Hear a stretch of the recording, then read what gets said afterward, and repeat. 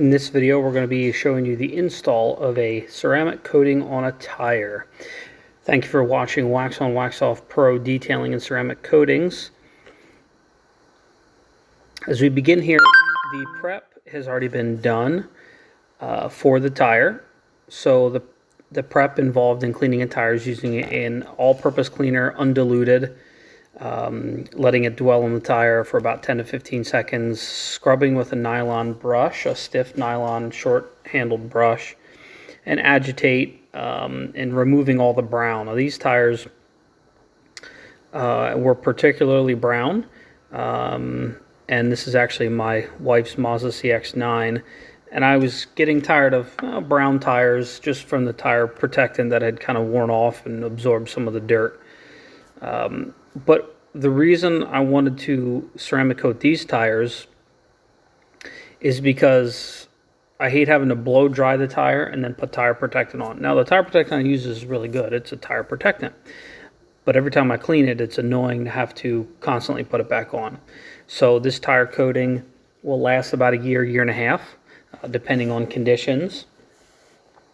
But it prevents or eliminates a lot of work. I don't have to blow dry the tire anymore. I don't really have to clean it. I can just wipe it off with some O&R, rinse it off, and then just let it dry by itself. I don't have to worry about putting tire protectant back on. It looks really nice. It adds a semi-gloss finish. I don't like high shine tires. I just put the protectant on because it does make the tire easier to clean. And really, if I can eliminate putting product on the tire and eliminate cleaning them, saves me time and I don't have to work as hard. So that's really the purpose of doing that. Anyway, all-purpose cleaners, scrub until all the brown is gone. Dry them 100%.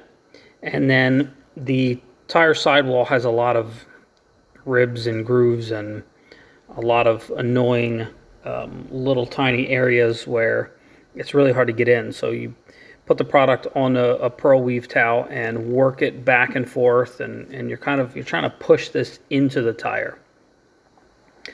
It's of course not a permanent ceramic coating, but a year is pretty good if it can last that long, and it should. Some testing has been shown as long as the prep's done properly, the tire protectant should last about a year, year and a half. So anyway, when it gets first put on, you can see like a blue tracer, which shows you where it is, and that way you can see what you're working with. If it didn't have the tracer in it, it'd be really hard to tell.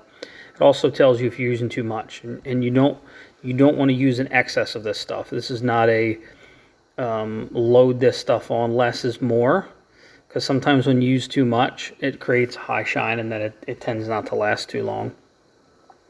So in this case, you can do a second layer, which then will increase the gloss, but I have no desire to make a high gloss. I just want a nice satin semi-gloss finish.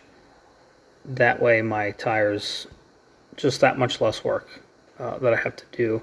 And when you're maintaining something constantly, if you can eliminate work, it makes the job easier and you can do it more frequently. Keep the rest of the vehicle clean, and blow drying a tire, especially in the winter, takes forever.